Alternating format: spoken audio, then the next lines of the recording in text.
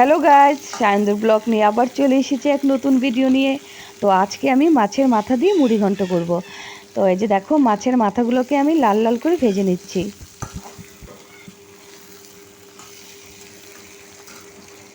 কিছুটা গোবিন্দভোগ চাল আমি ভিজিয়ে ঝরিয়ে রেখেছি, আলু কেটে নিয়েছি সাথে। তো এখন আমি কড়াতে তেল দিয়েছি, তারপরে আমি আলুগুলোকে ভেজে নিচ্ছি।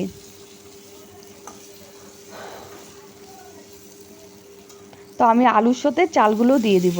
তো চাল আর আলু সুন্দর করে আমি ভেজে নিব।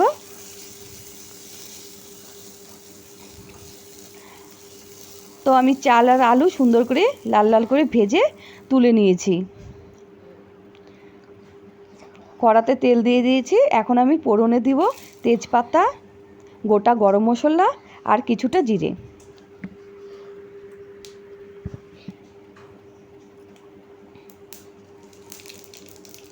তো আমি মশলা পেস্ট করে রেখেছি। তো আমি কি কি নিয়েছি সেটাই আমি তোমাদের বলছি।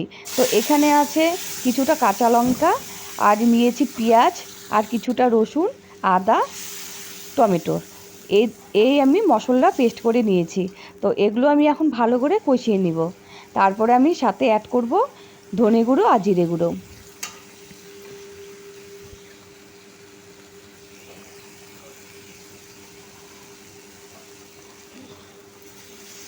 আবার কিছুটা আমি কষিয়ে নিয়েছি।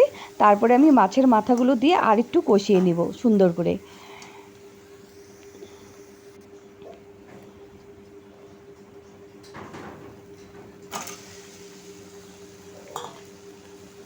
তো মাছের মাথা দিয়ে এখন আমি একটু কষিয়ে নিচ্ছি।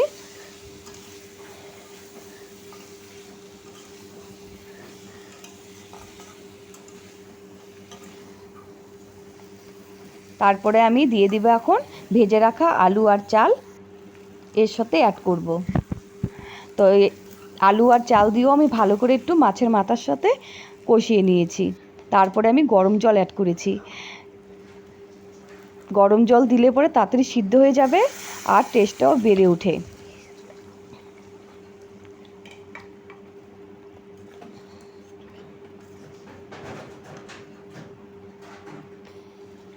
তো দেখো, অনেকটা আমার হয়ে এসেছে। আর কিছুটা হলেই আমি গরম মশলা আর ঘি দিয়ে নামিয়ে দেব।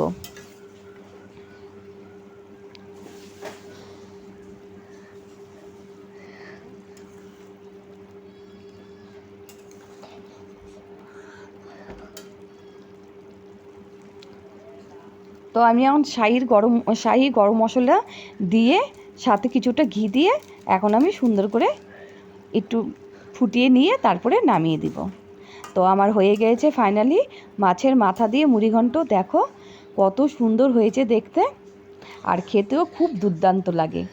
তোমরা এভাবে বাড়িতে একবার বানিয়ে খাবে, খুব ভালো লাগবে।